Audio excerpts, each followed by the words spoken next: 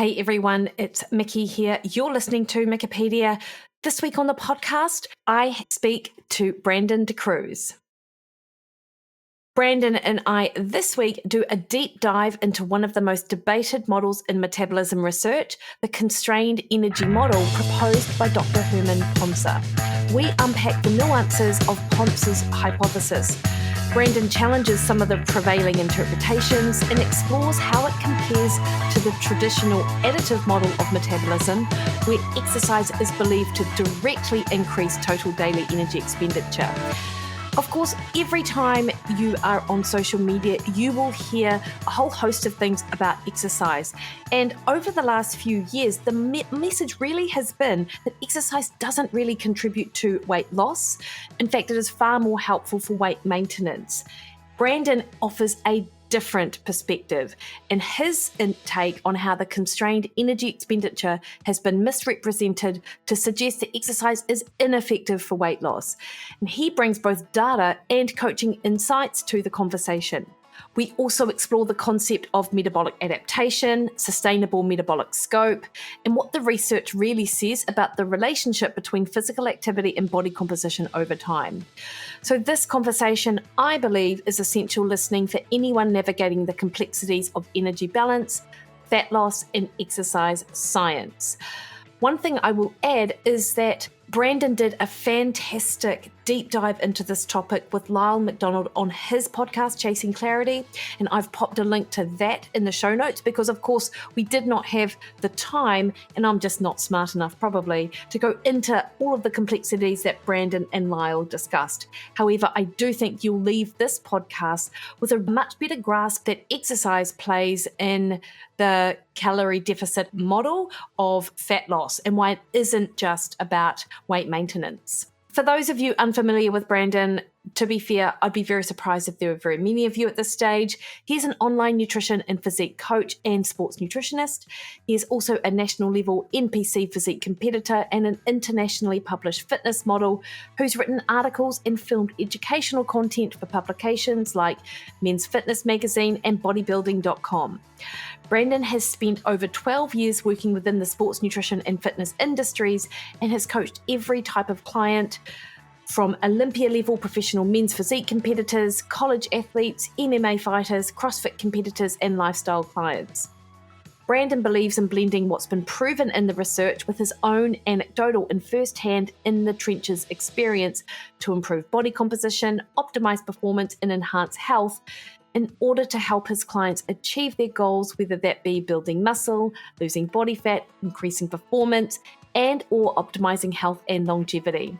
This is what he refers to as his health-centric coaching model, as he believes that improving one's health is a cornerstone to optimizing their physique goals. And I have links not only to that podcast interview that I mentioned, but also to Brandon's website and his Instagram, where he shares a lot of valuable information. And I'll also pop in the notes links to the other podcasts we refer to with Herman Pontzer and, of course, Drew Best and Eric Trexler. All right, team, before we hit the play button, I would like to remind you that the best way to support this podcast is to hit the subscribe button on your favorite podcast listening platform. And if you feel like it, why don't you leave a 5-star review? That will increase the visibility of Wikipedia in amongst literally thousands of other podcasts out there, so more people get the opportunity to hear from the guests that I have on the show, like Brandon DaCruz. All right, team, enjoy the conversation. 8 a.m. Nice one. Hey, Brandon. First of all, so good to see you, particularly after meeting in person. And I feel like I'm now just catching up with a great mate who is always going to be the smartest person in the room. So thank you so much for taking the time to be here to educate, not just educate, but in such a accessible way, both me and my audience, on all of the topics you do, and today particularly the constrained energy model. So anyway, how are you? I am doing incredible, Mikki. So first and foremost, I want to relay that same message back to you in terms of it's always an honor to have conversations. I really like the fact that not only through Zoom have we been able to have a lot of conversations that we've recorded for the benefit of the audience, but we also have pretty lively email interactions, DM interactions, which I really appreciate. But even more so above that, and I told you this in person, getting to meet you in person was an absolute pleasure. I really live for those in-person interactions, especially with like-minded individuals. And the longer that I'm in this, the more I realize I may be a little bit different than most. And I really do have an intellectual curiosity. And I need people in my life like yourself that are going to push back on things or that are going to dig into a topic or are going to, provide me the latitude to really dig into something because I'm always, my podcast is called Chasing Clarity. And the reason for that was I'm chasing clarity to be able to provide that clarity on complex topics to other people and to bridge the gap between research and information and practical application. Because I've told you this in person. Education and knowledge and research and all these things mean nothing to me if they're not applicable. And I really think that there's a bridge that we can gap individuals like you and I that are practitioners and that have an ability to read and comprehend research and delineate it, in terms of delineating poor research and good research, and then really being able to make it comprehensible and also digestible for a large audience. And that's really something that drives me forward. We're going to discuss something that I've gotten a lot of feedback from. And I think that I take a little bit different of a perspective on the constrained energy expenditure model because I'm not a researcher. I'm not an academic, nor am I just a content creator. And so a lot of times when people put out these statements, it almost becomes black and white. It's a dichotomous perspective on a specific physiological adaptation. And they don't realize the ramifications from a psychological perspective that could have on the audience that's listening to them that cannot dig into the research. They don't have that type of background.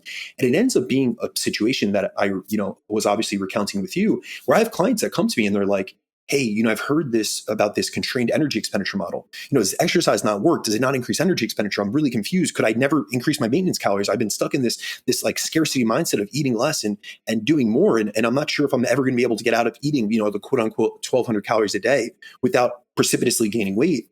And so really my goal, as with every podcast that we do together or any podcast that I put out, is really to provide clarity on this complex topic and also break down some of the limitations in some of these models. And it's not to target, Herman Pontzer who put this out.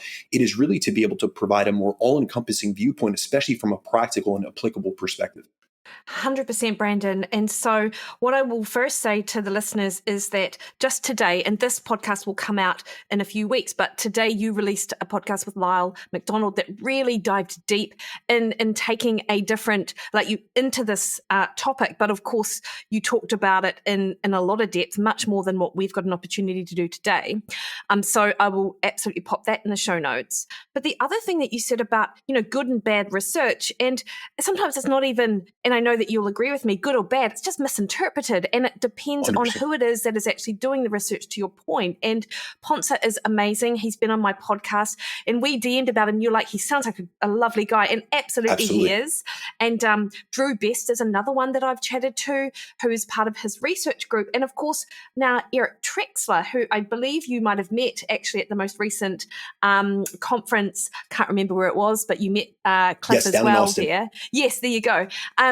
And it's just, I think to your point is you just do come at it from a different perspective as expected compared to someone who, like Pontzer, who is an evolutionary biologist. He only looks at one side of things. But this is the thing with research is you become very, very focused and an absolute expert in one area. Whereas you and I as practitioners, we have to have that 30,000 foot view on how this relates to the people that we interact with. So just to clarify for the listeners, Brandon, can you actually give us your or tell us what the constrained energy model is versus the traditional additive model of metabolism? Absolutely. So first and foremost, the reason that we're discussing this today is really because there's been a lot of interest and controversy that's come over the past few years, especially on this topic, especially since Pontzer's book Burn came out. And that's a pop science book. Now, to set the stage, the traditional model of metabolism, which is referred to as the additive model, suggests that the more activity or exercise that we do, the more calories you burn. Very simple. It's a linear dose response. And this implies that your energy expenditure increases in a pretty linear fashion as the calories you burn through exercise would be added on top of the rest of your total daily energy component. So that would be on top of your resting metabolic rate, your thermic effect of feeding, and your non-exercise activity. And together, that whole amalgamation would be your TDEE, which is the total amount of calories you burn per day. Now, the constraint model, which Pontzer introduced based largely on his work with the Hadza tribes, which is a group of hunter-gatherers, it argues that total daily energy expenditure is regulated within a narrow range. And this applies in his model and in his postulations, even as physical activity increases. So his claim is that beyond a certain threshold, the body compensates by reducing energy spent on other physiological functions. And essentially what the message is that we're capped as to how many calories we could burn per day. So in the book, I'm going to pull, I have a note here. Let me pull this up. In the book, he even states, the bottom line is that your daily activity level has almost no bearing on the number of calories you burn per day. Yes. Now, here's my stance on the topic of physical activity and energy expenditure. I do not disagree that there's a ceiling to your total daily energy expenditure. But in the real world, where I've coached clients for well over 15 years, the vast majority of people will just never get close to that ceiling. The reality is most people aren't training hard enough or frequently enough to reach any meaningful constraint. So while the model may have some theoretical merits in specific contexts, which we'll discuss, I believe that it's been overstated, oversimplified, and often misapplied, especially when used to argue that exercise is ineffective for weight loss or body composition improvement or management. And in practice, I have to say that I still see exercise and physical activity as effective tools for increasing energy expenditure and improving body composition in my clients, especially, and I want to make this point because we'll discuss this later, but especially when it's paired with sufficient fueling and recovery, and when the exercise sessions are properly periodized and progressed over time. So we really have to, we'll dig into a lot of the context, limitations, and things of that sort, or even where this data came from. But I really think that it's important that we don't look at this in a black and white perspective as though the additive model is correct or the constrained model is correct. I think they both have their merits, but we really have to break down in what context is each applicable. And this is where I take issue with the constrained model. Brandon, can you repeat the sentence that you just read out again? Absolutely. So in his book, he states, and this is a quote that I took out from there. It says, the bottom line is that your daily activity level has almost no bearing on the number of calories that you burn each day. And that just sounds, and actually, because it comes from something like, even though you call it pop science, I do love that term, and I have heard it before, but it has been some years. Because it comes from someone who researches metabolism, it carries a lot of weight with it. And of course, it will carry a lot of weight when his book came out to journalists and to sort of clickbait type articles that pretty much any layperson reading will go, well, what the hell's the point then? Yes. And I don't know if you've seen some of the articles that have been published, especially like the New York Times, New York Post. Essentially, the headline is like exercise is useless, or, even like the subtitle of the book was like new research blows the lid off of how we burn calories and, exercise and things of that sort. And I understand that's really not his doing. That's more of a publishing aspect. They were trying to manipulate, the context of the book. But I do think that there's a lot of limitations that are overlooked. And when you actually read into that book, they're not highlighted. And you really have to dig into the primary research and into the literature. And I've reviewed 20 plus papers on this topic. And it isn't until you really dig in and you have scientific literacy and you have experience that you're able to delineate and you're really able to see the issues in the way the constrained model has been interpreted or applied. Yeah, and I've got to say, like I mentioned earlier that, Drew Best and Eric Trexler are now part of Pontzer's lab. And I think, or maybe not, but doing work with, I can't remember what Trexler's actually doing, but if Pontzer didn't have access to the minds of the likes of Trexler prior, if he was only in Absolutely. his evolutionary biology sort of like space, as we tend to be in silos, then you're not going to get that perspective. Whereas potentially moving forward, having the likes of someone like Trex there who has and does work in the trenches will be a bit like you, will be like, well, hang on, mate, like these are the, the things that you might not have sort of thought about, because you mentioned that there were a lot of overlooked limitations with regards to the information that was put out there. So can you sort of go over some of that stuff for us, Brandon? 100%. Just like a little background, though, I want to give maybe some of the issues in which how it's being interpreted or it's being applied. So I want to make this very clear. I don't have an issue with the constrained model as a concept, but I do think that there are issues with how the data has been communicated, interpreted, and applied, especially, as we were just discussing, in the mainstream media and pop science circles.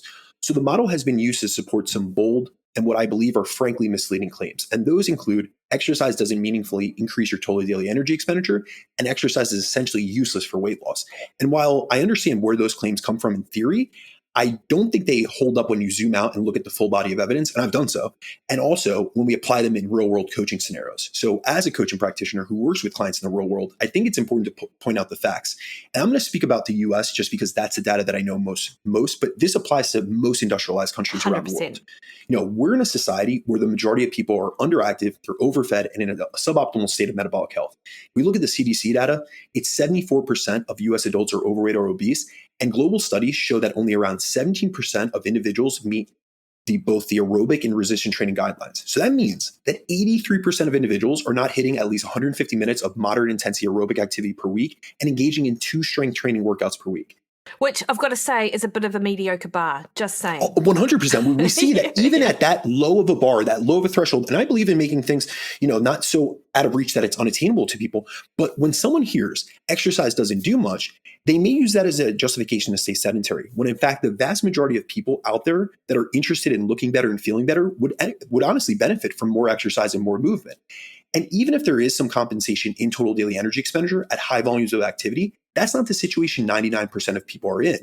Now, when we actually look at some of the limitations of the data, we have to go back to where this originated. And that's what a lot of people are overlooking. They've heard the Hadza, but they haven't looked into the original study. Now, one of the foundational pieces of evidence that Pontzer uses to support the constrained model of energy expenditure comes from a 2012 study. And this was one that I sent you as the first study that I sent you, Mikki. And it's on the Hadza modern hunter-gatherer tribe, and they're based in Tanzania. And in that paper, Pontzer and his colleagues used the doubly labeled water method to measure total daily energy expenditure. And what they did was they compared Hadza individuals to people living in industrialized societies.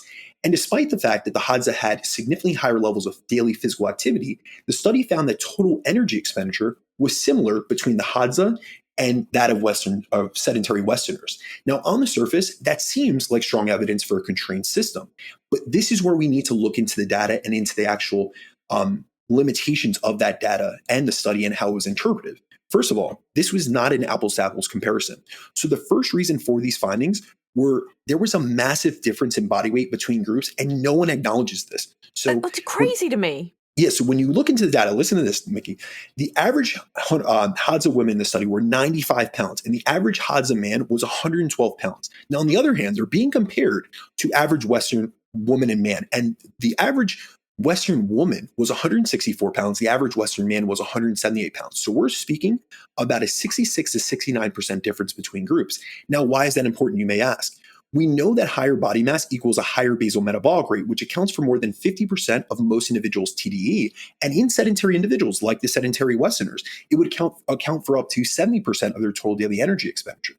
On the inverse of that, we also know that lighter individuals burn less calories during exercise and physical activity. However, when you look at energy expenditure per kilogram of body weight, the Hadza actually had a higher total daily energy expenditure, as we'd expect given their activity levels.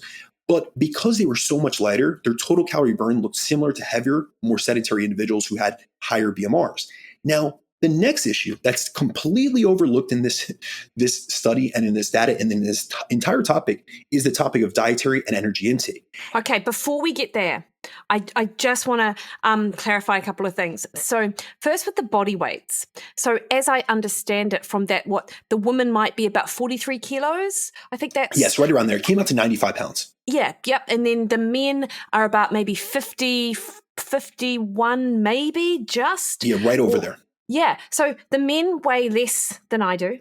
Absolutely. And Brandon, was it not reported relative to body weight? Or was it sort of, it was, but it was overlooked in the main conclusion of that paper?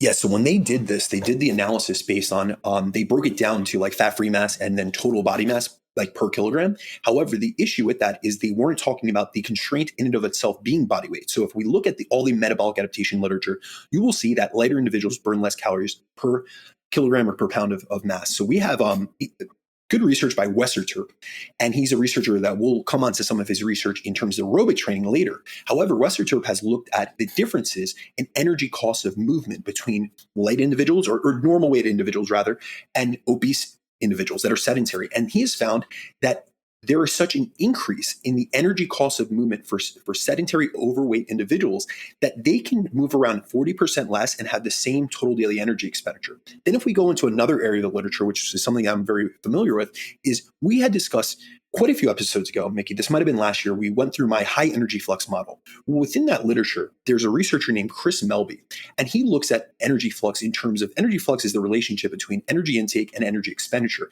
And we really want to be in a high energy flux state from more food, bringing in more nutrients into the system and pulling more nutrients or more energy throughout the system through more movement. However, there's a 4-compartment model to energy flux where we actually see that people that are massively obese, because of their overweight and obese, they actually are in a state of high energy flux, but it's a poor or maladaptive state of high energy flux. And what that means is that they have high total daily energy expenditure because of high amounts of total body mass, which also yield higher amounts of lean body mass and also higher body weight. So we want to be in a high flux state, being lean, active and moving, and also sufficiently fueling ourselves, as compared to someone in a high energy flux state that is in a state of high energy flux because they have high body weight and they're over consuming calories, and they're essentially following that time course of creeping obesity, which we see in most industrialized countries, where the average individual that's in a sedentary population around the world is gaining between 0.5 to 1 kilogram per year. And that's what they refer to as creeping obesity, meaning that over 10 years, you're essentially gaining, 5 to 10 kilograms every single year on and year out. And so really within that, in this research and in this topic, they never point out that there's a massive discrepancy. If you looked at any of the metabolic adaptation research and they saw these differences in energy expenditure, they would point out that there is a massive there's a massive constraint when someone's very light. And then it also goes down to, which we'll discuss next, is their energy availability status, because that impacts your total daily energy expenditure measurements. Yeah, no, 100%. I find it really interesting to think about energy flux in that sort of 4-compartment system. And I hadn't actually thought about people who were overweight and obese still being in that high energy flux, but it was a maladaptive state because, of course, of their metabolic health, I suppose, and the I guess the energy cost of breaking down the food, but also what's sort of driving that is the sedentary and the inflammatory, a lot of it. Yeah, so their total energy expenditure is increased. So there used to be this myth, essentially, in our industry where people thought that individuals were overweight because they had a low basal metabolic rate. And when they've done comparative studies, actually, they found that, if anything, those that were suffering with overweight and obesity have a higher metabolic rate because of the fact that they have higher amounts of body mass, which are going to contribute more times. If you were underweight, you would have less lean body mass as compared to someone that even just the cost, the energetic cost, and the stimulus that comes from being overweight and walking around. If you ever look at someone with giant calves, a lot of times it's someone that has been overweight previously because it's essentially mechanical loading. I do like that. Sorry, I do like that example, like giant calves. Yeah, no, 100%. Right. If you ever see, it's funny. I remember, one of my mentors had one time told me that if I ever wanted to, grow giant calves, shitty calves, he had told me that all I needed to do was get overweight and just stay there for a few years and my body would adapt. And, and he's being, facetious in the statement. Yeah. But the thing is that they have high energy expenditure because they're over consuming calories. So think about that. They have very high TF. Essentially, if they're consuming 4,000 calories as compared to the Hadza that are consuming 1,200 calories, their thermic effective feeding is going to be 3 times the amount. And then they're also, because they have higher body mass, it's increasing their total daily energy expenditure, especially from the resting metabolic rate component, because there's a much higher energy cost to keep the lights on someone that has so much more body mass. But to tangent off of that, we also have to consider the fact of low energy availability. And the Hadza live in a very different food environment than you or I do. And so they don't have constant unlimited access to food, and they're likely in a state of low energy availability, which should cause metabolic adaptations that naturally suppress energy expenditure. And this is confirmed. Now, they don't do low energy availability studies in the Hadza because that would be very invasive, first and foremost, and that's not really the research that they're looking at. A lot of the research that Pontzer did was actually observational.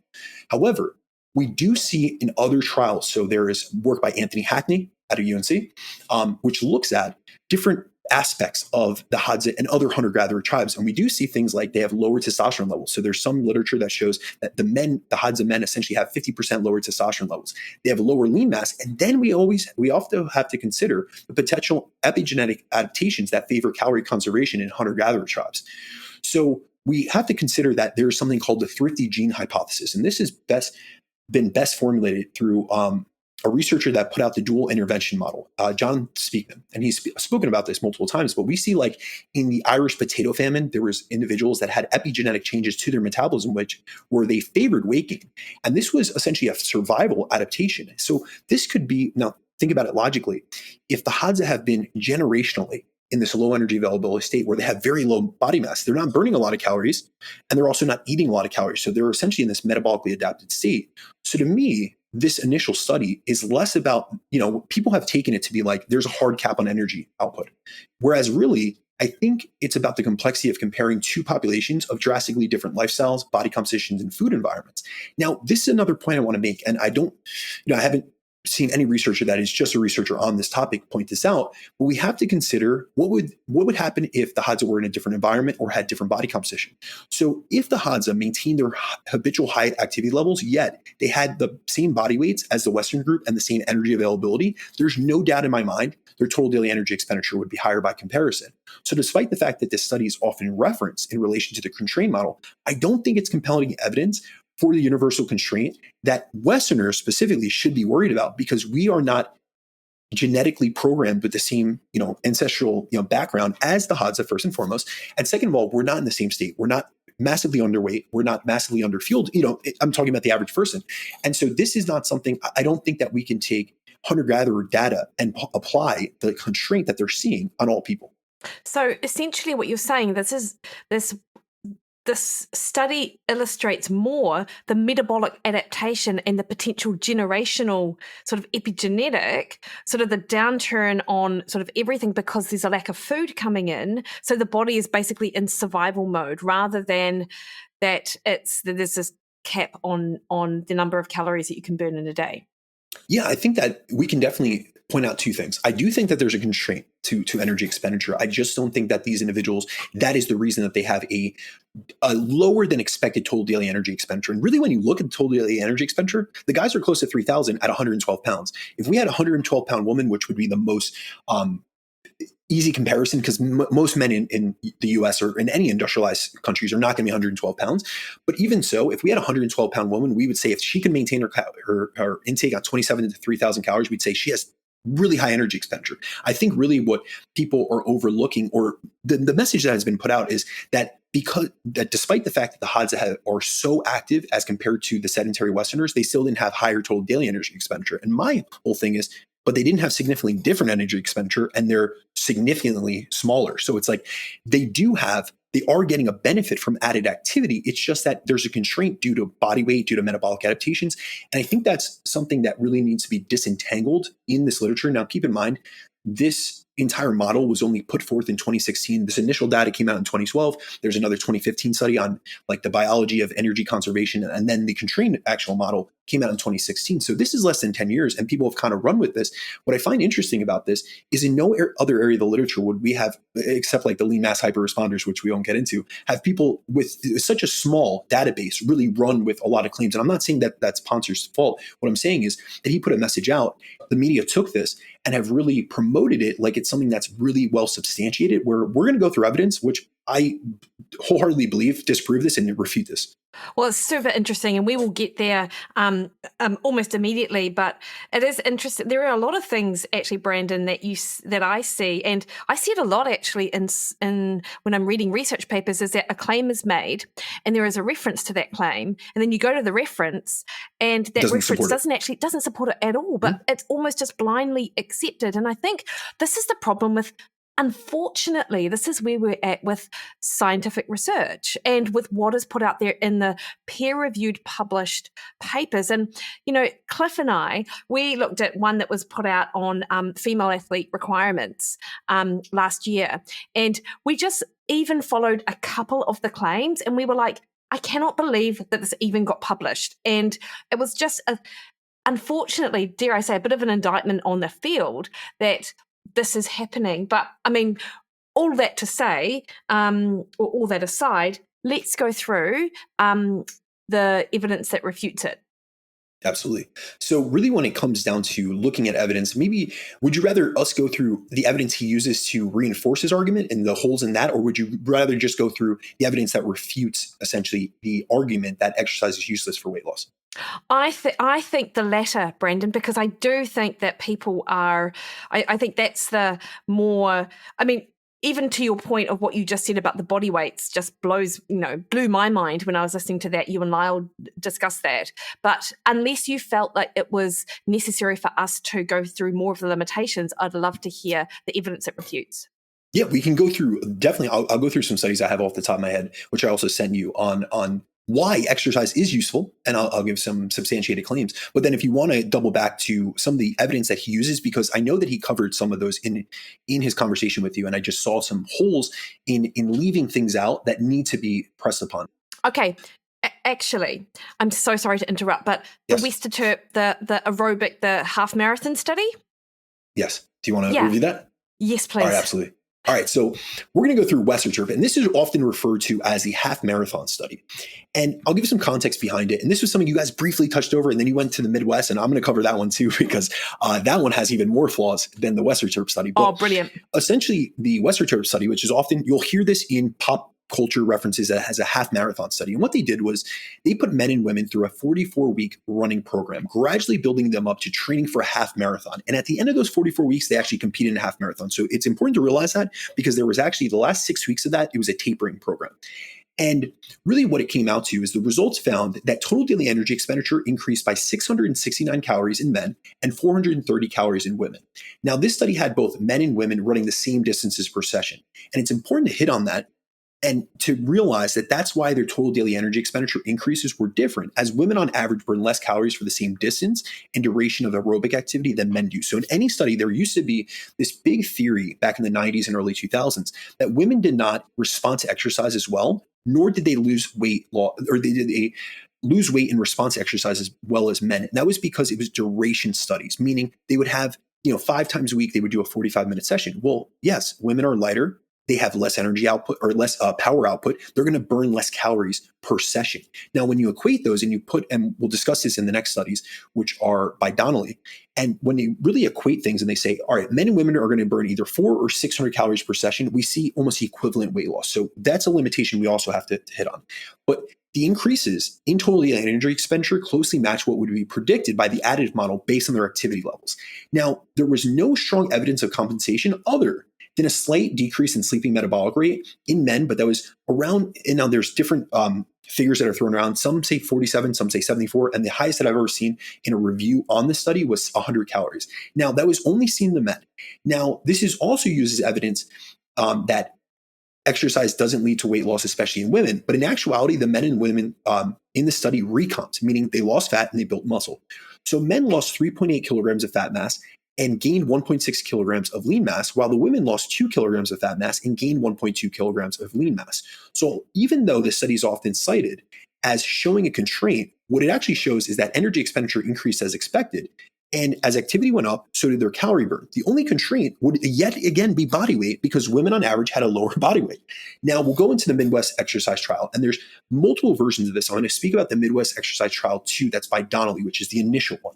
And then I'll go through the reanalysis, because this study has been pulled apart many times over the years in terms of reanalysis data to really be able to give you guys more of an all-inclusive and all-encompassing viewpoint on this.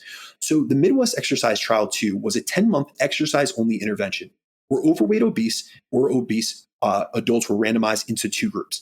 One group was set to burn 400 calories per session. The other group burned 600 calories per session. Now, it's important to note this. There was no dietary changes made, just exercise. They essentially told them, follow your current diet, which we know in the real world, oftentimes that doesn't happen. There's compensation, things of that sort, but we'll discuss that. Now, they actually did a dose response of this. So their exercise expenditure progressed from 150 calories per session to the target exercise expenditure of 400 or 600 calories per session at the end of month 4. So it was only 6 months that they were either exercising 400 calories per session or 600 calories per session. But in both conditions, they were training 5 days per week. Now, the results found that the 600 calorie per session group lost 5.2 kilograms. The 400 calorie per session group lost 3.9 kilograms, and the control group, who didn't exercise, they were just there in the intervention, they gained 0.5 kilograms, which is very normal because, as I mentioned before, people of industrialized countries gain between 0.5 to 1 kilogram per year. This was a 10-month study. So if you look at that, the 600-calorie group lost more weight than the 400-calorie group, but the 400-calorie group lost more weight than the control group that didn't exercise at all. So we're seeing a clear dose-response relationship. More exercise led to more fat loss, even without dietary changes. Yet, and this is where I kind of have an issue with this, is in these books, or in his book, or even in his published work, this is often cited as proof that exercise doesn't work. And I understand why. And this is where a lot of people aren't really reading and looking into it. And it's because the weight loss wasn't as dramatic as some expected. But that's where you have to really look into the context behind this. These were ad libitum diets with absolutely no dietary intervention. So compensation could have been through food intake. And another reanalysis of this data found that the people that were quote unquote non-responders or had the least weight loss were actually those that compensated in two areas most, meaning they increased their energy intake in response to exercise the most, and they also decreased their non-exercise physical activity the most. Now, there's a secondary analysis of the same Midwest 2 data set, but they looked at this a little bit differently, and I'll break it down for you guys. It's not really important in terms of the context of this conversation, but they looked at early morning, late, and sporadic exercise timing. Well, they found that the early group lost 7.2% of body weight, the sporadic group lost 5.5% of body weight, and the late group only lost 2.1% of body weight. Now, the participants in the early exercise group, who were the most adherent group, they lost an average of 13.5 pounds of fat mass in 10 months without any dietary change. And this was all fat mass. And what's more interesting is total daily energy expenditure still increased modestly in all groups. Now, the reason that that's interesting is that their body weight was actually dropping. And that's not what we see in dieting studies when diet has induced weight loss alone, because total daily energy expenditure often lowers during active weight loss. So I'll give you an example. There's a great review, and there's also data just from this group. It's out of Columbia. It's Rosenbaum and Leibel. And they did a review in 2010, I believe, and they found that total daily energy expenditure can drop by 25% with a loss of 10% of body weight. Now, the highest adherence group lost 7.2% of body weight. So it's about 70% of that. But they did not have a decrease in total daily energy expenditure. They actually had an increase in total daily energy expenditure. And why was that? That was because the exercise increased that. Now, I get why he uses this data to support his argument. As in these studies, there was a considerable amount of participants who didn't achieve the expected weight loss thresholds.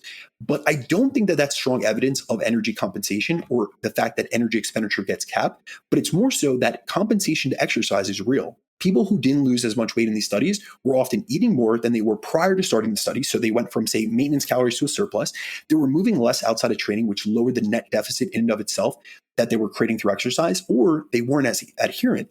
And that's where I view this from a coaching perspective. And the advice I would give to those out there is, if you want to use exercise as a tool for fat loss, you have to monitor total energy intake and your need. Otherwise, compensation can essentially quietly eat away at your deficit. And that's not something that I've ever heard. I went through many podcasts that he's been on, a lot of his work, and that's just simply, it's almost like this constrained energy model, and the constraint to energy expenditure and the capping of energy expenditure is in its own silo. And there's no acknowledgement of the fact that energy intake changes, that there's different compensatory increases in response to exercise. There's no acknowledgement of metabolic adaptation. So as people lose weight, their total daily energy expenditure decreases. So that would actually, even if you were maintaining the same amount of exercise, per unit of kilogram of fat-free mass, you'd be burning less calories.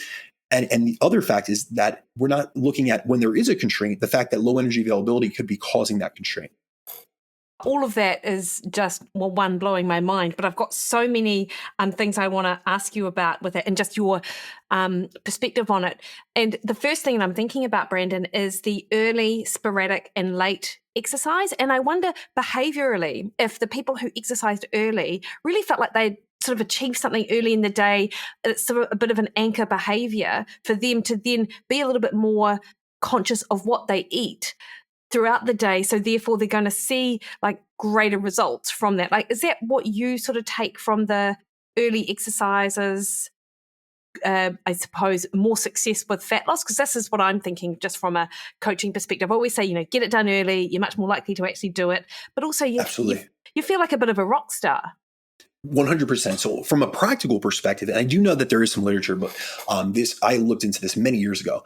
I do think from a practical perspective, I had this mentality, and I tell this to clients: if you win your morning, you win your day. I'm a big proponent of fasted cardio. And I realized that evidence doesn't bear that out. So if you look at the Brad Schoenfeld study that one of my friends, Alan Aragon, is on, they looked at 4 weeks of 3 times per week aerobic training in women. They looked at fasted versus fed cardio, and there was essentially equivalent outcomes. Although if you really dig into the paper, they did see higher fat oxidation in terms of grams per day. And that could lead to some equivalent or some significant outcomes if that study had been elongated or if those individuals had been very lean, because we know that as we get leaner, it's harder to mobilize, transport, and oxidize fatty acids. But nonetheless, we know that fasted cardio, in most circumstances, they're going to be equated. However, in a practical perspective, I know that when I start my clients off with early morning fasted cardio, first of all, it shortens their eating window. So it's a time in the day where there's an anorectic effect of exercise, especially aerobic training, where it decreases your appetite. We also know that from the energy flux research, where higher levels of physical activity act as an appetite regulating system. So essentially, when you have low levels of activity, you have appetite dysregulation, where you're not getting the same satiety signals. But when you get into like this zone of balance, essentially, it helps with maintaining a better appetite response to food. You actually get greater satiety signals post meal ingestion. And so really with the morning exercise group, I find that they started their day in a productive way, first and foremost. They got their exercise out of the way. And also, if you look at the other analysis, there's an analysis by Herman in 2015 that actually found that those that were more adherent and in the early morning group ended up being more active throughout the day. That doesn't mean they did more exercise, but they did more essentially non-exercise activities. So their NEAT was higher. And we actually see in their analysis that those that were in the late group actually had decreased non-exercise physical activity. Now, from a practical perspective, I think to myself, if someone was waiting all day to exercise and they were waiting until the night, they might have been dreading it and almost like conserving energy, even if that wasn't done explicitly. Yes. And then the other thing they found in the late exercise group was there was more compensatory eating afterwards. So think about it. We do know that ghrelin signaling is actually higher at the evening. If you ever, and I say this with not trying to joke about this, but no one binge eats in the morning. No one binge eats for breakfast. You know what I mean? It's always at night. And we actually see that appetite signaling and hunger, even on a VAS scale, like a visual analog scale, is higher in the evening. And that's often where people lose control. So it could have been that the late exercise group, it's multifactorial. The early exercise group started really productive. And they said, listen, I'm going to stay more active, or they're, just subconsciously staying more active, but they don't want to ruin the work that they put in the morning. They really started their day in a productive way, and they want to keep that momentum moving forward. And I see that with many clients that I get them on fasted cardio. It really sets up some structure for them. And also it makes it so they have essentially made a smaller eating window. First and foremost, they've avoided a time in the morning where they would normally be hungry, but they actually got that anorectic effect. It delayed their morning ingestion of calories by 1 or 2 hours. That keeps them more satiated at night because we could redistribute calories. But also the fact that those in the late group actually had the inverse of that. They had the opposite response, where they overcompensated with energy intake and they underdid their activity throughout the course of the day. So I think practically we could say that some people will feel much more productive, accomplished from that early exercise group. And I do say in practice, I do utilize still, regardless of what the research says, morning fasted cardio for its fat oxidation effects, for its structure, for starting a day off in a really good way. It's also something that's easy. There's a low barrier to entry. I can have someone just literally put on tennis shoes, walk outside, get some morning sunlight exposure, set up their circadian rhythm. There's so many multifaceted benefits of getting active in the morning. I love that you called them tennis shoes. That is hilarious. I agree with you on, and particularly with that late exercise. Like I think about the mentality of I need to fuel that afternoon training session. So you're actually probably likely to overdo it on food, like almost a conscious decision because I need the energy. But also that I'm just going to sit down all afternoon because I need to conserve for the afternoon session if you hit it, because of course you've got all day to bargain with yourself as to why you can't exercise. And it's just, the earlier you get it done, just the more successful it is. And also just from a coaching perspective, I will say that I always try to encourage my clients to do something in the morning, whether that's their resistance training session or that's their aerobic training session. Now, if you actually look at the resistance training literature, there is some literature, and this is actually in the sports performance literature, like Olympic athletes and things of that sort, where exercise performance peaks in the mid-afternoon. That's why we see more of the Olympic records broken in the mid-afternoon. And one time in my life when I was only looking at research and I was only physiology focused, it wasn't thinking psychology. Now I'm 15 years into this. It's completely different.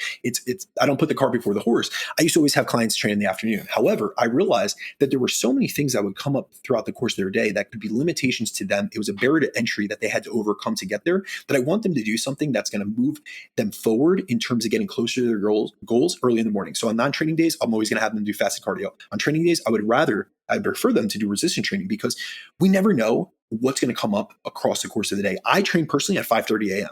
I don't need to do that. I set my own schedule now, but I've had that schedule where I've trained so early for so many years because of the fact that I had a corporate job while I was also trying to manage and build my coaching business. And that was a 10-year stint that I had that schedule, waking up at 3 a.m., getting to the gym by 5:30 a.m. after doing all my morning check-ins and things of that sort.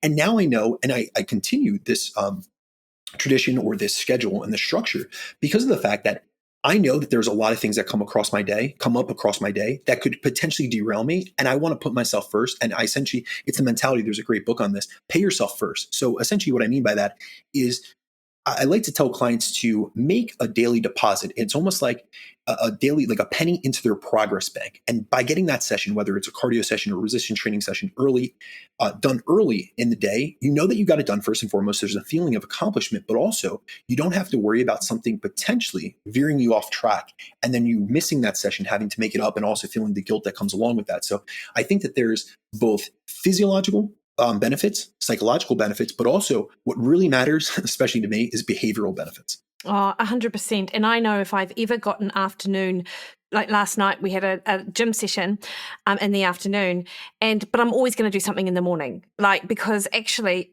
the likelihood of me doing something in the afternoon is always so much higher if I've done it in the morning. And not all of us are Olympic athletes. In fact, that's a ridiculous thing to say. 99.9% of us are not Olympic athletes, and it doesn't actually matter if you're not going to be at peak performance. You're totally right, Brandon. But here's the thing with that. So initial research on resistance training, sorry, I had to double back to that. No, I love it. The initial research on resistance training was that outcomes in terms of strength progression were inferior in the morning as compared to the afternoon. And then if you actually look at those studies, they did a series of studies on that. Initially, what was ending up happening, they were taking people that generally would work out in the afternoon or evening, and they were placing them into the morning. And so there was essentially they were really in a place or in a state where they weren't adapted to that early morning training. So they were tired and they were having decreases or decrements in their performance, which I will note can easily be overcome by caffeine, the ingestion of caffeine. However, in addition to that, they've done more, what I would say is more extensive or more exclusive studies on that topic. And what they found is that you can easily acclimate if you train in the morning consistently over time. So yes, maybe the first week that you'll feel a little groggy or sluggish because you're used to be sleeping during that time, or the fact that you're not used to being at peak performance. It's a different gym environment. It's different people. You don't have the same atmosphere. However, within a week or two, you completely acclimate. And I can say that both from the literature, but also from having done that with clients where I've transitioned them. Hey, listen, we're going to start with 3 mornings a week. We're going to get your resistance training session in early in the morning prior to going to work, because I've noticed that when we leave it to the evening or the afternoon, something comes up with the kids, you have to stay late at work,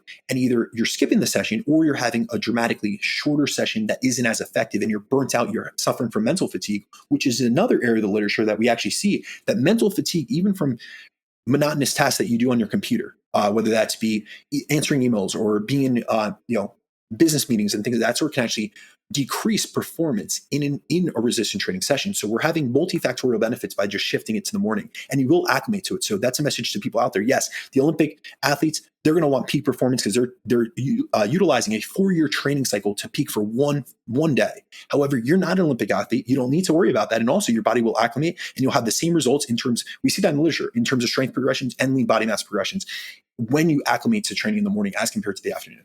Yeah, I love it. And we are so off a tangent, but one thing I need you to address, because you mentioned fasted cardio. What about for women? In terms of, well, first and foremost, the literature on fasted cardio, a lot of it is on women. I don't see there being a disadvantageous effect. I do know that there's some claims out there about cortisol causing some issues. And some of them are really, I'm trying not to be offensive here. Yes, outlandish is a great way to put it. Essentially, that it's going to increase cortisol production, which we see in cardio studies in and of itself. We have to realize that cortisol is not only an energy liberating hormone, but it's trying to get substrate into the system. There are some claims, and I've seen these made, where if women do fasted cardio, they will increase cortisol production. It will cause belly fat, and they'll also lose lean mass. And that's just not something that we see bared out in the literature. To be in a state of, say, hypercortisolism, to actually lose lean mass, you would have something like an actual disease, first and foremost, like Cushing's or something of that sort. And Second of all, we do not see that substantial of an increase in cortisol from cardio, especially if we're talking low intensity cardio, which is usually what I recommend. HIIT cardio, I do like having people a little bit more well fueled, just because it's a glycolytic activity. But if we're talking about low intensity steady state cardio, whether that be a jog, a walk, an incline walk, whatever it may be, I don't think any of you have to worry. It's going to increase. It's going to help with insulin sensitivity. It's going to help with nutrient partitioning. It's going to help with metabolic flexibility. And so that is not something that I ever see being an issue. And I'll tell you, as someone that has coached hundreds upon hundreds of women, I've never seen that be a limitation, nor, and this is another thing where a lot of people will make that claim that there's this weird claim where cardio increases fat gain. That's never been seen in any literature, nor is that seen. I'll tell you, as someone that was a bodybuilder myself, many of us utilize morning fasted cardio and post-workout cardio. Bodybuilders are the leanest individual out there. And yes, there's a lot of factors that go into that, but it's certainly not causing belly fat or whatever it may be. Okay, thank you. I'm so sorry. I just knew that people would be listening to you talking about fasted cardio, and the number one question that will pop into their head is, yeah, but what about females? So thank you so much for addressing that. You know what? We're going to talk about cardio next in terms of females' response to it. And we'll go into some of the literature which shows by exercise alone that it does have a substantial effect on total daily energy expenditure and on fat loss. Amazing. Let's go there now. Perfect. So, like we just discussed, we've already went over some of the studies that are used in support of this constrained model. Now, I think it's important to look at well-controlled studies that would actually refute this. And it's not that these were actually studies from the early 2000s. It wasn't that they were designed to refute this, but they really do show the limitations of this model. And these are studies where they put people at maintenance and then increase their aerobic training to test the claims that adding exercise doesn't meaningfully impact or increase total daily energy expenditure and are ineffective for fat loss. So Ross and colleagues have done 2 controlled studies that show that when energy intake is controlled, exercise can drive substantial reductions in body fat, even in the absence of dietary restriction.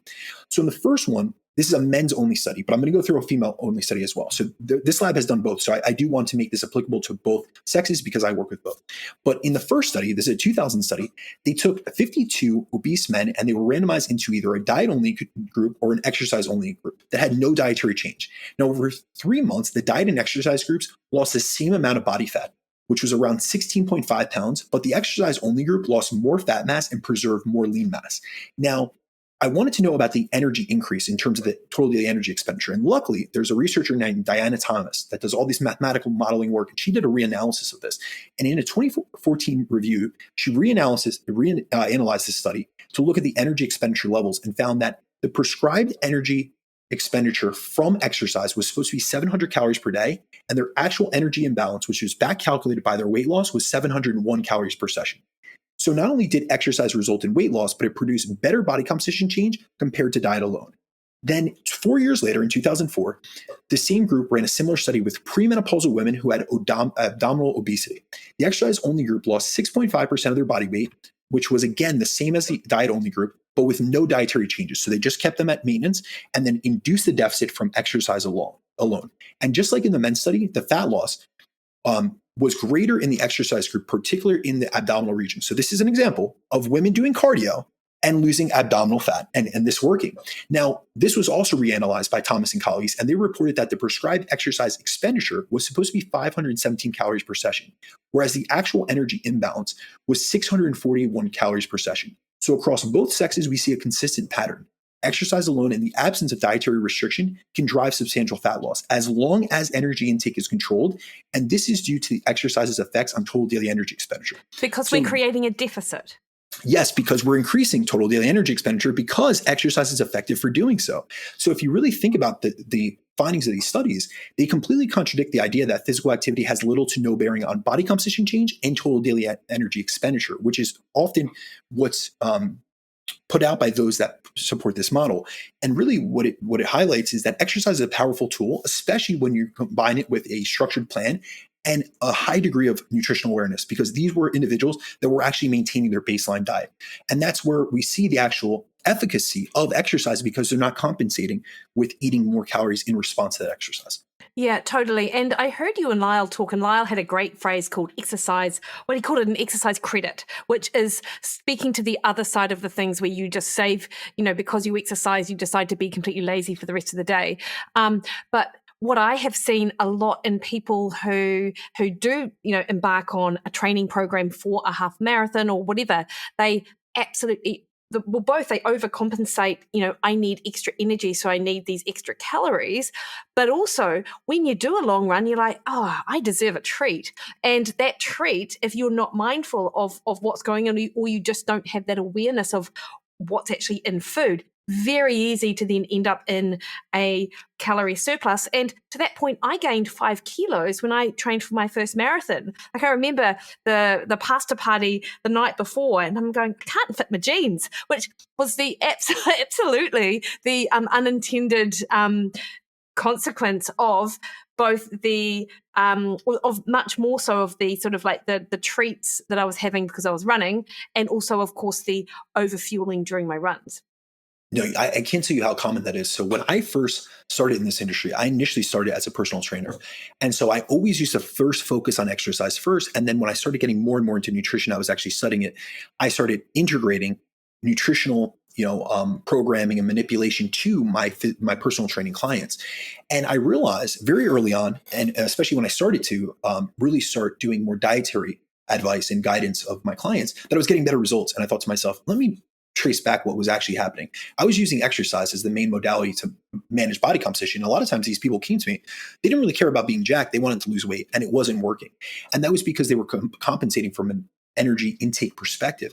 And now, being a nutritionist and now having coached online for 13 years at this point, coach people for 15 overall, I lead first with nutrition first. I manipulate the diet first and foremost. I build out a nutrient-dense diet. I really focus on that as the fundamental. And the reason why I do that is actually not only because it leads to better results, but because I really have this ideology where every person has to eat. Not every person is going to exercise or going to really push exercise. And I've had to come to grips with that because I am a meathead. I'm a bodybuilder. Like, I was someone that I love training. However, I had to kind of reformulate or kind of like adjust my stance over the years as I've gotten deeper and deeper into this industry, because I work with such a wide variety of individuals. And I have to realize that exercise sometimes isn't going to be a modality that they're willing to get right into off the bat, but I can manipulate their diet and cause some positive changes. And really what I've seen is as people lose weight, they're more likely to exercise. They feel better about themselves. They have more confidence. They're getting into the gym. And then we can use a multimodal approach where we combine both diet and exercise to really maximize outcomes.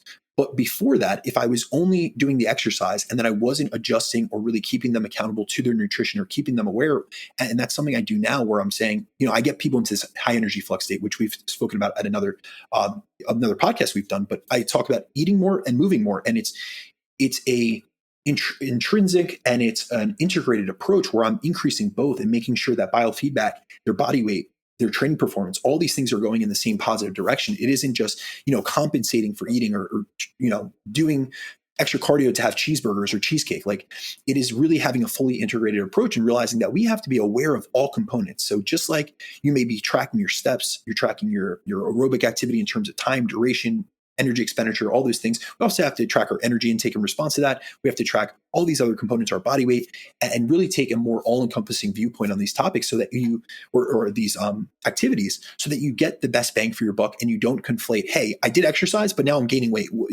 This doesn't work. No, there's other factors that we have to take into consideration. That's really where coaching comes in hand, because you're able to have someone objective in your corner that says, hey, your weight should be going down, Mikki. You're in a marathon, you're training for a marathon, you're doing a high level of endurance activity. You should have high energy expenditure, but what's going on in the actual fueling side? We want to make sure you're adequately fueled. You're not in a low state of energy availability, but we also want to make sure that your body weight isn't going up and actually decreasing your likelihood to really exceed your previous performance.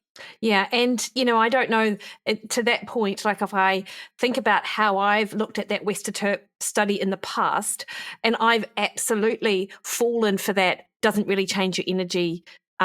Something happens on the background that you're not even burning even more calories when you train for a half marathon. Whereas the much more likely explanation is that people are just eating a whole lot more, so their weight's not changing. So that is a 44-week study. And actually around week 20, they found that their energy intake was baseline, meaning they were right around maintenance. After week 20, for more than half the duration, the last 24 weeks, which is 6-month duration, they were actually increasing their energy intake across the course of that phase. Now, that could be multifactorial. It could be that their training got harder, and so they try to compensate for it. It could be the fact that they had lost some of the weight early on, so they were having adaptive changes in their appetite signaling. So we know that as weight loss occurs, leptin signaling goes down. We actually see leptin going down in the absence of weight loss in women especially in comparison to men. That may be due to the fact that women naturally have higher leptin levels due to having higher body fat levels. But there's literature that the literature doesn't really disentangle that. But it could be an amalgamation of factors. But we do know in that Western Europe study, if you look at both that study in and of itself and then some of the reanalysis and some of the reviews on that, that actually is used as evidence for energy intake compensation, not energy compensation from the constrained model perspective. We do see that people were starting to eat more, especially women. And you know what's very interesting about that literature is that if you actually look at compensatory eating, essentially, in response, especially to exercise, we actually see that more predominantly with females than we do males. And I don't know the reason as to why that is. It could be, more of an emotional, a psychological perspective, but that is something that's quite common. And so we always have to really dig into the research, because if you're going to use something to substantiate a claim or to reinforce something that you believe, you have to look at not only the entire body of evidence, but if you're going to use a very particular, so the Western Europe study, that's a half marathon study, we got to look at every factor that was included in that. We have to look at the limitations, the strengths, the weaknesses of that study, and then also what are the potential limitations on that. So yes, there was somewhat of a constraint in the men with the sleeping metabolic rate, but it was in the area of 47 to 100 calories. Now, their actual energy expenditure when measured was up 669 calories. So say it was at the maximum constraint at sleeping metabolic rate, it went down 100 calories. They still had a net increase of 569 calories, which is quite substantial. So we have to really disentangle these things and not just take, hey, they had a decrease. Sleeping metabolic rate is not something we generally measure, but people will just say, hey, they had a decrease in metabolic rate. All right, well, they had a total increase in total daily energy expenditure. So we also have to acknowledge that. And that's something that I'm seeing lacking in the presentation of this data to reinforce this model. It's interesting that you talk about women being much more likely to compensate from an energy intake perspective. And like my coaching head immediately thinks that, as a woman, you're so used to cutting back everything. You're in this deprivation mindset. It's a very restrictive sort of place with food a lot of the time. And then you're going into exercise thinking, I'm going to lose a few kilos. But then I think just that reward mindset is probably a lot higher, whereas men don't think about food the same way women do. I mean, I don't need to tell you that. You know that, it's an entirely different mindset. Obviously, I'm generalizing. There are people who will not fit this model, but the women who tend to struggle in and around this area, I feel they put food on a much higher pedestal and put those reward foods on a much higher pedestal. Yeah, I couldn't have said it better. So Brandon, I really want to be respectful of your time. So I doubt that we're going to get through everything, but is there one more concept that we need to understand better in order to appreciate the limitations of the whole constrained energy model that we haven't covered? Yeah, I think there's two concepts that would be really applicable, I believe, and you can correct me if I'm wrong. I know that I've been on many times, but you have a large amount of endurance athletes. Is that true in terms of your audience still? 100% true. 100% right, so true. that is not my area of expertise, but I have dug into literature, and I will give you guys something that many people that speak about the constrained energy model do not acknowledge, and that is something called metabolic scope and the maximum sustainable energy expenditure. And this is where we really get into, you had asked me a question. It was something to the realm of, is there like a threshold effect, or is there a dose response effect where like we start seeing a constraint and it kind of kicks in? And so, there is evidence that at a certain point, the body begins to adapt to high levels of physical activity by conserving energy elsewhere. But that threshold is actually a lot higher than most people think. And the issue is that many make the constrained model seem like this small window of calories you can burn until you can't burn anymore. But if you were to mathematically figure it out, most of us would never have the time or energy to train enough to hit the enormously high amounts of physical activity needed to hit the constrained limit, nor would we be able to do so consistently to actually reach a meaningful constraint that would actually have implications on our body weight, on our body composition, and on other aspects of, the things that we're going for in terms of goals. And this is where the concepts of metabolic scope and maximum sustainable energy expenditure become important. So I do want to hit on some of the definitional terms of this, because it's something that it is in some of the literature, but a lot of people don't point it out when they get on podcasts. So metabolic scope, just to simply make this as simple as possible, it refers to the ratio between your total daily energy expenditure and your resting metabolic rate. And it can be calculated by taking our basal metabolic rate and multiplying it by our physical activity level. And this will vary on the degree of activity. So if you're less active, you have a lower metabolic scope, and those who are more active have a higher metabolic scope. Now, the concept that goes along with it is maximum sustainable energy expenditure, and it's intertwined with this metabolic scope. And it tells us how far above your basal needs your body can function over for a sustained period of time. And this is where there was a paper I sent you, Mikki. It's by Thurber and colleagues for anyone that's interested. And this is a paper that Pontzer is an author on. And They compiled measurements of total daily energy expenditure and basal metabolic rate from various endurance events, and this ranged from half-day activities to multi-month endeavors. They found that energy expenditure did start to fall off after a certain point, but not because the athletes weren't moving or it was because of essentially a constraint, but because their bodies couldn't keep up their fuel demands. And that's what's identified as an alimentary limit. And really what that means is we basically have a ceiling on how many calories the digestive system can absorb and process on a consistent basis. So we're essentially having a cap in terms of our fuel availability for those activities. However, they found that over shorter timescales, that some athletes in 11-hour triathlons had a metabolic scope of 9.4 times BMR, and those running 25-hour ultramarathons had a metabolic scope of 8.5 times BMR. However, the ceiling of maximal sustainable energy expenditure, and I really want people to understand this concept, the ceiling for what we can sustain on, say, a daily basis is around 2.5 times BMR, and in some athletes, it can go up to 3 times BMR. But this means on a consistent basis, an individual can burn 2.5 times their BMR in activity.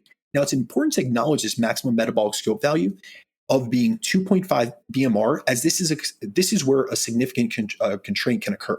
And the reason why I think it's important to point this out is because let's give some real world context. I'll give you myself. I have around a basal metabolic rate of 2,000 calories per day. So my maximum sustainable energy expenditure would be 5,000 calories per day. For a woman like yourself, Mikki, I'm going to guess your BMR is somewhere in the range of 1,600 calories per day. And the max amount of calories you'd be able to burn per day in and day out, is 4,000 calories per day. Now, here's the thing. For you or I to burn 4,000 to 5,000 calories a day, we'd have to exercise for 4 to 5 hours plus a day, which isn't even realistic as fitness professionals. Like, we do this as a living. And so most of those listening to this podcast, may only reach their maximum metabolic scope 1 day per week when they have a really active day where they do a resistance training session, they do a cardio session, they go on a long hike that's hours long with their family, or they're playing sports and they're in an intramural activity, but they're not going to do so on a consistent basis. So they're never going to consistently hit this constraint that most are worried about. So most of you out there never have to worry about reaching this constraint, as you don't have the time, the energy, or desire to do so. However, I do want to touch on some of the endurance athlete data, because I know that you interact with a lot of individuals who do exercise a ton and that are going to be outliers to this. And that's where the data the paper presents on the race across America is really interesting. So in this Thurber paper, they looked at the race across America, which had athletes run approximately 1 marathon per day for six days a week for 20 weeks. And they used a doubly labeled water method to measure total daily energy expenditure in 6 of these athletes. And what they did was they measured them before the start of the race, during the first week of the race, and during the final week of the race, which was week 20. And pre-race, they found that they had an average total daily energy expenditure of 3,000 calories. In week 1, after 1 week of essentially running a marathon a day, their total daily energy expenditure had went up to 6,200 calories per day. And by week 20, their total daily energy expenditure was still over 5,000 calories per day. So they did find a reduction, but most of the reduction they found in total daily energy expenditure among these subjects was attributed to reduced body mass and daily mileage. Now, even after accounting for those changes, by week 20, there was a decrease of 596 calories, more than was expected from week 1 to week 20. So there is a constraint here, but that's because they consistently exceeded the maximum sustainable metabolic scope. So when you actually look into the data and you pull up the supplementary files, you'll see that their metabolic scope went from 1.76 to 3.76 times BMR at the end of week 1, which surpassed that 2.5 times BMR threshold. And across the entire 20-week race, they had an average metabolic scope of 3.11 times BMR. And so, yes, this constraint does exist, but it only shows up in context of extreme sustained activity. And to be honest, most people are nowhere near there. And even those who are endurance athletes, they aren't running a marathon a day, 6 days a week. Because if you really think about that from a training volume perspective, I want to say that's in the realm of over 150 miles per week, which most people aren't doing. And so I know that most of the clients I work with and that you work with, they aren't training 3 to 5 hours a day. They're trying to get leaner. They're trying to improve their metabolic health. Maybe they're trying to build some muscle or drop 15 to 30 pounds.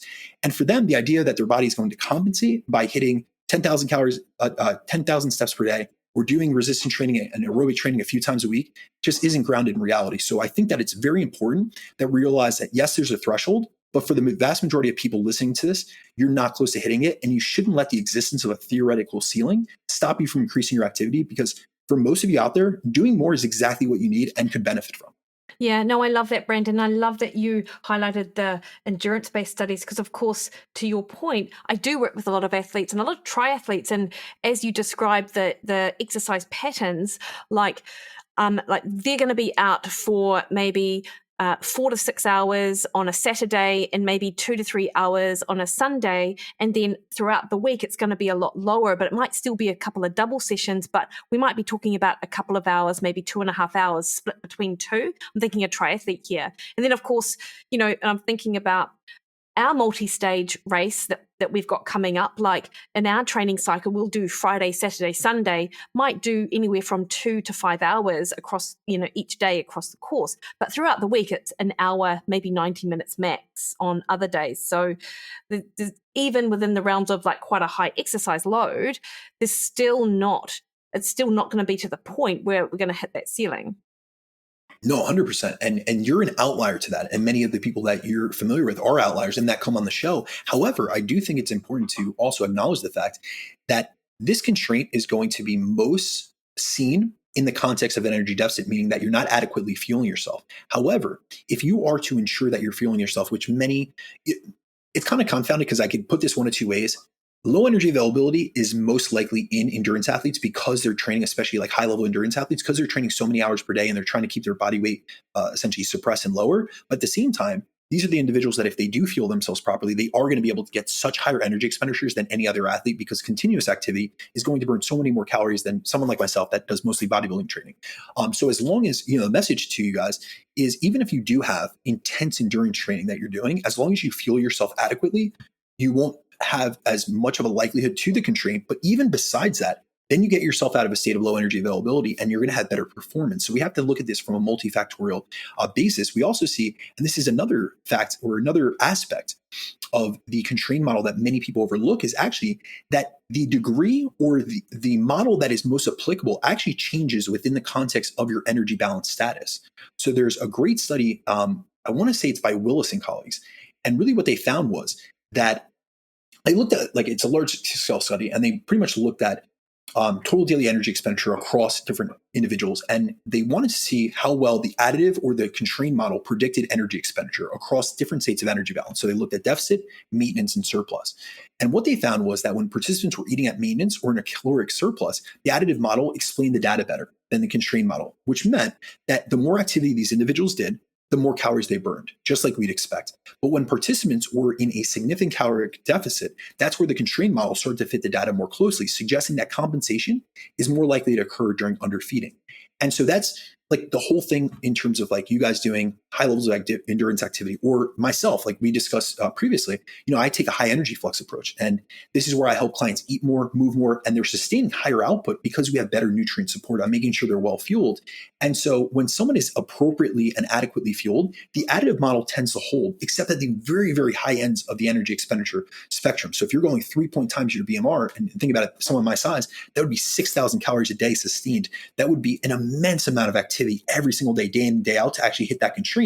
And I think that other things would actually act as a constraint before then. Not being able to maintain my body weight and getting into a place where my performance was suffering, just wear and tear from the actual amount of exercise I was doing. So I'd probably be limited by injuries before I would really hit like this theoretical constraint where I could no longer burn any more calories. So I think that it's great that there's a lot of theory behind this method or this model, but I also think we have to think about the practical reality of it. And most people are not going to hit it. And even those that are, as long as they're doing things, I think in those situations where someone is an extreme endurance athlete, they're going to know that there are certain costs that are paid in terms of the activity they're doing. And they're also going to be very vigilant of the fact that they need to stay well fueled. So that's where we have such great data from like Asker Ukendrup, I would say his name wrong, but fueling like during this training session itself and actually utilizing both a glucose and fructose blend to increase the amount of glucose that can be absorbed or total carbohydrate that can be absorbed in the system. So if we go from 1 gram per minute in terms of glucose absorption, we can go to 1.5 grams per minute. Or even if we look at like these marathon studies where they're getting 100 to 120 grams of carbohydrates, in a liquid form or in a essentially a advanced form in these endurance athletes, these marathoners, and then they're able to sustain those higher workloads. And so I think that if you're someone that is an endurance athlete and is very extreme in terms of your training, you have to make the provisions to fuel yourself effectively so you don't hit this constraint. But oftentimes at the same time, I can make the inverse argument, because many times if someone's doing that high level of an activity, they're doing that activity to actually better their performance, they're not utilizing exercise or that modality of exercise to elicit more weight loss. Yeah, that's 100% right. You're right. And it's and if you can't sustain that level of fueling, and that's not how I operate, like you and I just operate differently like that, then it's the recovery aspect of making sure you're getting your nutrients in post workout, and that's where I would differ there with regards to the fueling aspect. In light of the GI issues sustained by mere mortals who are trying to get in that level of fueling, when you're not an elite male young athlete who we've studied in the area of fueling up to that, 120 grams, etc. Absolutely. But I think when it really comes down to it, for the majority of individuals that are listening to this podcast and trying to derive a benefit from it, because when we have to consider our audiences, and I have to consider the fact that my audience is a wide spectrum. I have worked with everyone from professional bodybuilders that I've put on the Olympia stage, which is the highest level of the sport, to Lifestyle Lisa and Gen Pop Gym, to corporate executives. But when I really look back, even though I have worked with very high level professional athletes, including those in bodybuilding, in football, in MMA, really, when it comes down to the majority of clients I've worked with, over 1,100 at this point, the vast majority have been, lifestyle clients. And so when I really think about how I'm going to depict a model or data, or how I'm going to come across to an audience, I have to think about what is the best message for the better good for the majority of individuals. And when it really comes down to a podcast audience, and, Mikki, I've had the great pleasure of being on your show multiple times, and I've received feedback from individuals in your audience. And most of them are lifestyle clients trying to look better, feel better, function better. They're trying to, lose some fat. They're trying to gain some muscle. And there's someone that their biggest constraint, quote unquote, is actually the lifestyle limitations that they have, the children, their business, the stress 100%. That they have. It isn't doing too much exercise, nor, yeah. and I say that because I don't want you guys out there to believe into this fragility narrative that doing more exercise is not going to have a net benefit, because I actually think that message is a net negative for our industry. And reality, realize that not only do we have a substantial body of evidence and literature that shows that exercise is beneficial for a multitude, whether it be for body fat or body composition improvement, for maintenance of fat-free mass, for better metabolic regulation in terms of maintaining metabolic rate, as well as if we actually look into the research, there's a great meta-analysis by Shoulders and colleagues that actually sees that independently, without the increase in lean mass, that resistance training and just engaging in regular resistance training and or aerobic training increases your resting metabolic rate. So there's many components of exercise that have an added effect on your life, on your body composition, and on your ability to show up as the best version of yourself. So the biggest message I want to get out here is that there are great theoretical theories or models that are out there, and they do have some validity. I won't dispute that, but I don't think that it applies to the vast majority of you guys out there. And I don't want you to take the claims that you hear, the flashy podcast excerpts and titles that say exercise isn't effective for weight loss, and take that to heart and have that discourage you from doing an activity that can be so fruitful in terms of your body composition, your body fat, your metabolic health, all these things, these goals that you have. It could drive you forward if you engage in more exercise or better exercise, smarter exercise, more consistent exercise, more regular exercise.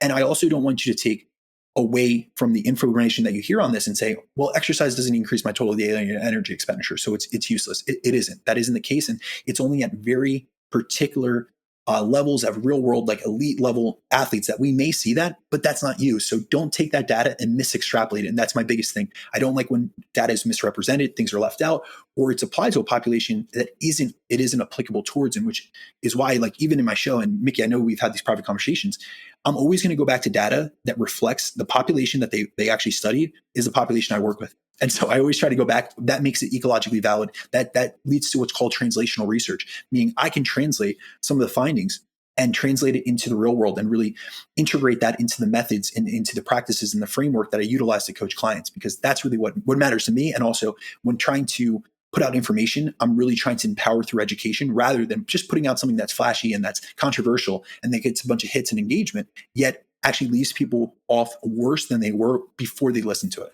100%. And, at the end of the day, the common sense explanation is, of course, if you're more active, you're going to burn more calories. I mean, isn't that just common sense? And a lot of what we discuss and a lot of the big pillars are, in fact, those common sense notions, like, you eat a little less, you move a little more, 100%, you're going to have these improvements in your body composition. And of course, it's always nuanced, but that just makes way more sense than exercise is not beneficial for fat loss. 100%. And I think that that's something that I'm very happy that we were able to cover and really get across to your audience, because I think it's an important message. I love the fact that you have a ton of researchers on, and I love digging into this. I go back and forth with a bunch of researchers on their papers and stuff, but I also always have to realize, what is the practical relevance of this, and who does this apply to? Who I'm speaking to? Does this apply to my audience?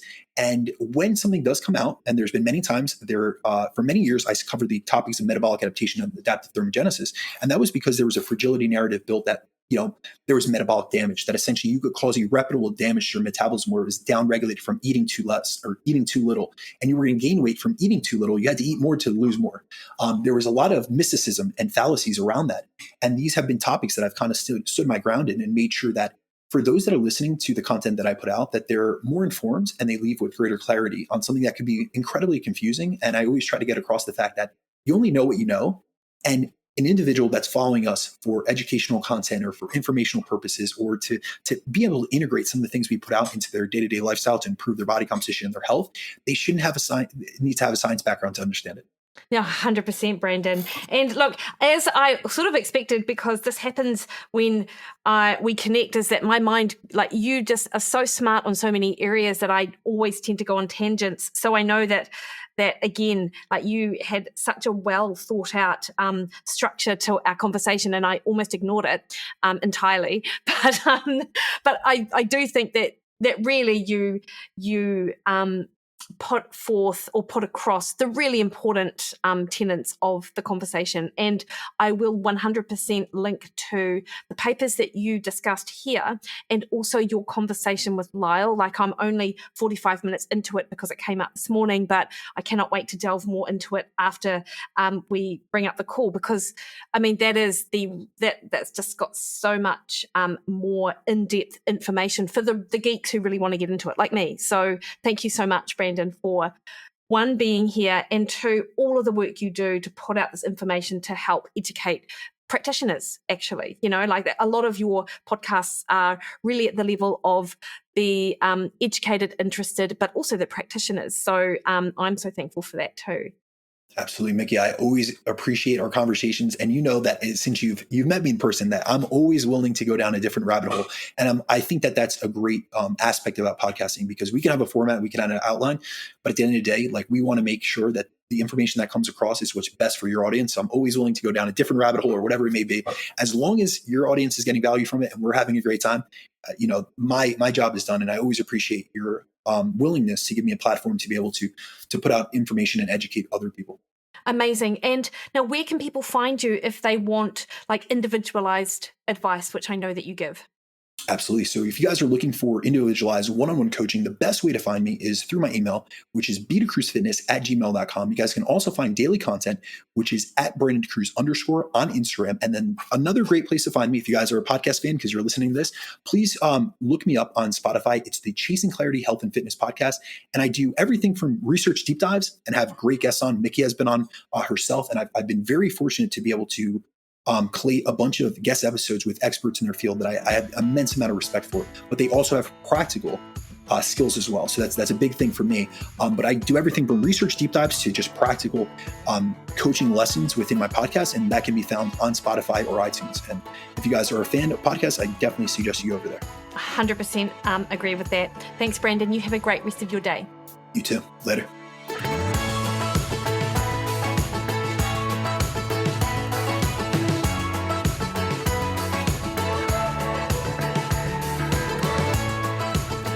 Alrighty, hopefully you got from that conversation that the science isn't settled in terms of exercise and its role that it plays in fat loss, and then just it is almost common sense that the more calories that you burn through exercise, the more of a deficit is created, and that will only enhance your fat loss goals. So just take any message out there that exercise is not that important, take that with a grain of salt.